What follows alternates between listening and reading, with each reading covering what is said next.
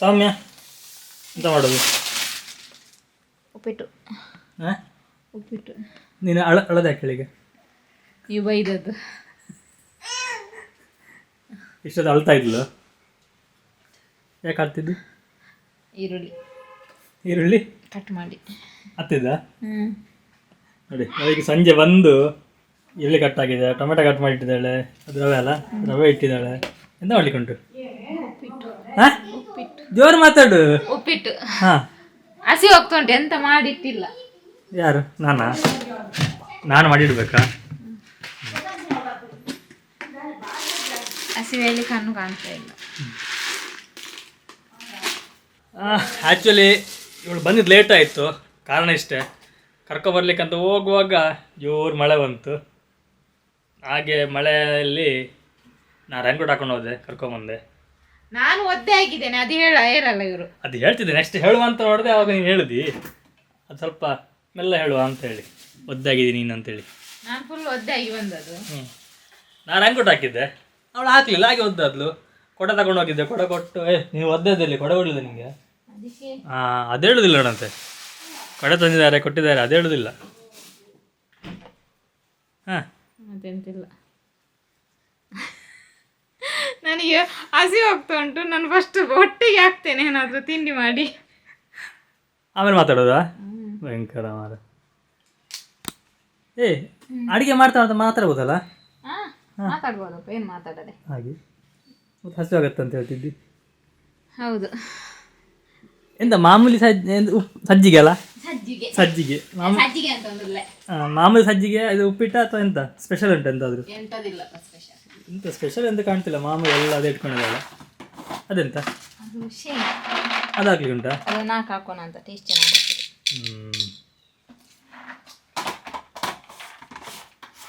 ನೋಡಿ ಅಜ್ಜಿ ಮತ್ತೆ ಮೊಮ್ಮಗಳು ಇಲ್ಲಿ ನಿಂತ್ಕೊಂಡು ಎಂತ ಮಾಡ್ತಾ ಇದ್ದಾರೆ. ನೀವೆಂತ ನೋಡೋದು ಮಾರೆ? ಎಂತದು ನೋಡಿ, ಅಲ್ಲಿ ಹಬ್ಬ ಕೂತ್ಕೊಂಡು ನೋಡಿ, ಅಲ್ಲಿ ಕೂತ್ಕೊಂಡು ಅಪ್ಪು ಎಂತ ಮಾಡೋದು, ಎಂತ ಆಟ ಆಡೋದು ನೋಡಿ. ದೋಣಿ ಬಿಡೋದಂತೆ, ಅಪ್ಪ ನೀರು ನಿಂತಿದೆ ಅಲ್ಲಿ ಅವನು ದೋಣಿ ಬಿಡೋದಂತೆ. ಲೆಪ್ಲೆ ಅಣ್ಣ ಲೆಪ್ಲೆ. ಅವಳಲ್ಲಿ ನೋಡಿಕೊಂಡು ಅಣ್ಣನ ಕರೆಯೋದು.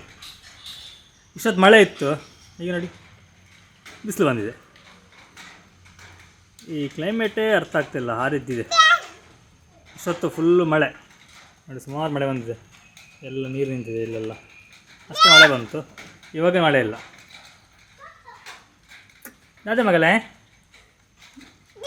ಹಾಂ ಅಣ್ಣ ಬಾಬಾ.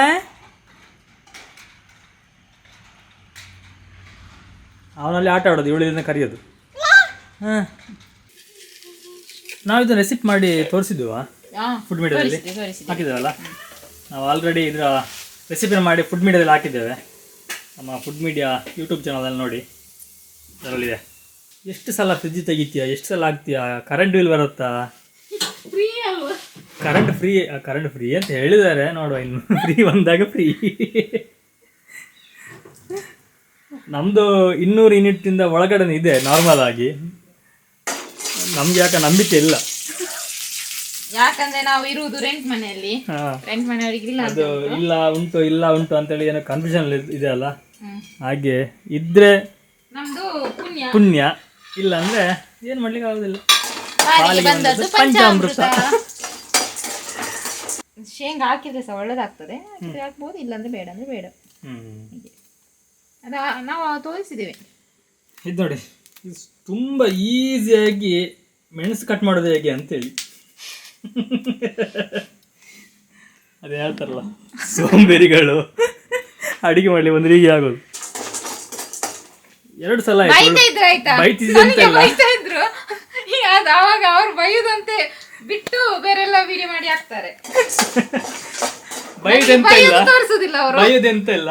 ಆಕ್ಚುಲಿ ನಾನು ವಿಡಿಯೋ ಮಾಡ್ತಿದ್ದೆ, ಸೀದಾ ಹತ್ರ ಬಂದಿದ್ದಾಳೆ, ಅದಕ್ಕೆ ಹೇಳಿದ್ ನಾನು ಸ್ವಲ್ಪ ನೋಡ್ಕೊ ಅಂತ ಹೇಳಿ. ಅಲ್ಲ, ನಾನು ಅಡಿಗೆ ಮಾಡ್ತಾ ಇದ್ದೇನೆ, ನೀವೇ ಸ್ವಲ್ಪ ಸೈಡಿಗೆ ಹೋಗ್ಬೇಕಲ್ವಾ?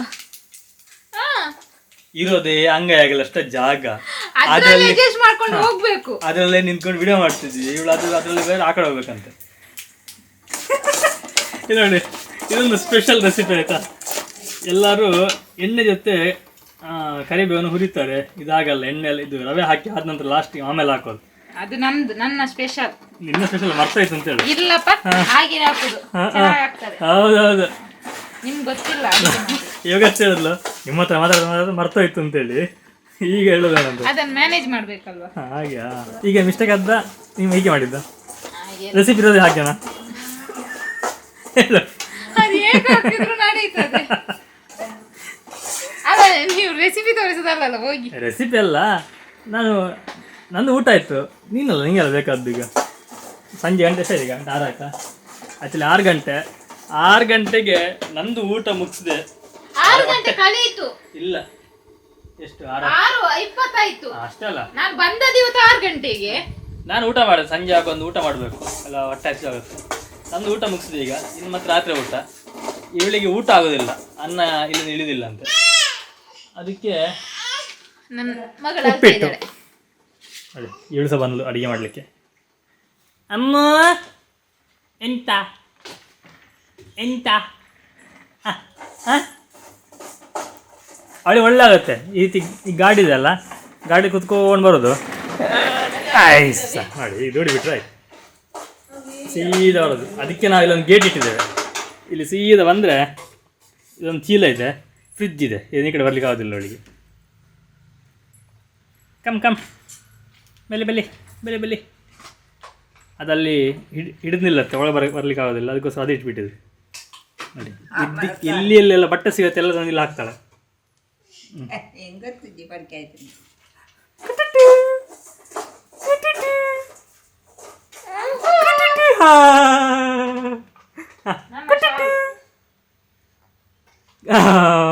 ಆಯ್ತು ಗಿಮ್ಮ. ಆಟ ಆಡೋದು ಹೀಗೆ, ಬಟ್ಟೆ ಸಿಕ್ಕಿದ್ರೆ ಇದೇ ರೀತಿ ಆಟ ಆಡ್ತಾ ಇರ್ತಾರೆ. ನಾನು ಕುಟುಂಬ್ಲಿ ಇಸಿ ಎಂತಲೇ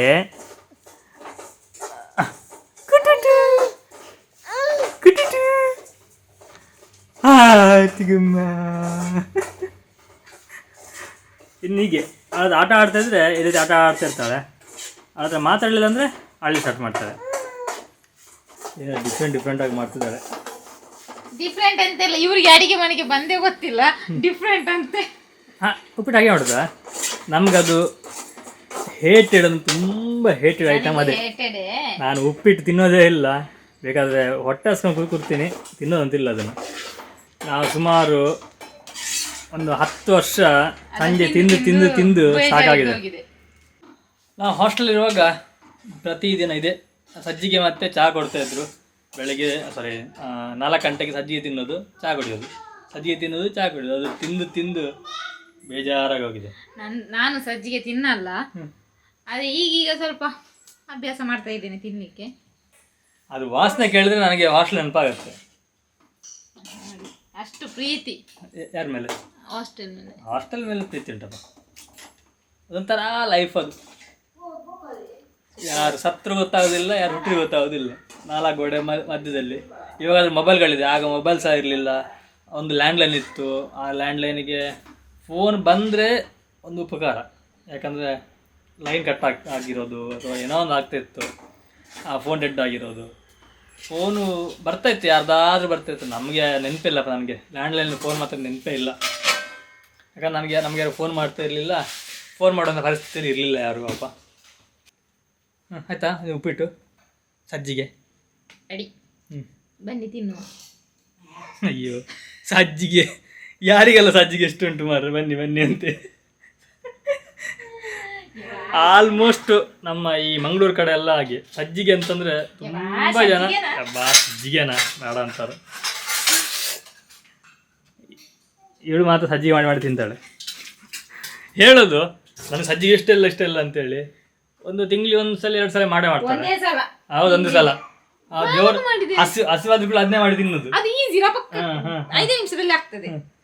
ಅವಳೊಂದು ಕುಳ್ಳಿ ಆಗ್ಲಿಕ್ಕೆ ಹೋಗಿ ಮಾರೆ ನನ್ನ ಹೀಗೆ ಹಿಡಿಬೇಕು, ಮತ್ತೆ ಹೀಗೆ ಹಿಡಿಬೇಕು. ನಂಗೆ ಕೈ ನೋವು ಬಂತಿಲ್ಲ. ಎಲ್ಲರೂ ತೆಂಗಿನಕಾಯಿ ಎಲ್ಲ ಹಾಕಿ ಮಾಡ್ತಾರೆ. ನಂದು ಸ್ಪೆಷಲ್ ಎಮರ್ಜೆನ್ಸಿ ರೆಡಿ ಆಯ್ತು. ಇನ್ನು ಬಿಸಿ ಬಿಸಿ ಉಂಟು. ಬಾಯ ನೀರು ಬರ್ತಾ ಉಂಟು ಇವಾಗಲೇ ಹಾಕೋಗ್ಲಿ. ಮಾಡಿ ಖಾರ ಏರ್ಬೇಕು ನೋಡಿ. ತಿಂತಾ ಇದ್ದಾಳೆ.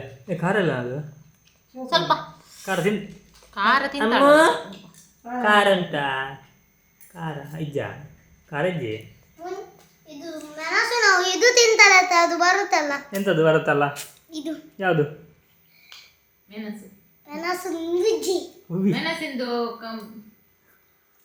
ಬೀಜ ಅಲ್ಲ ಬರ್ಕೊಂಡು ಬ್ರೌನ್ ಪೆಪ್ಪರ್.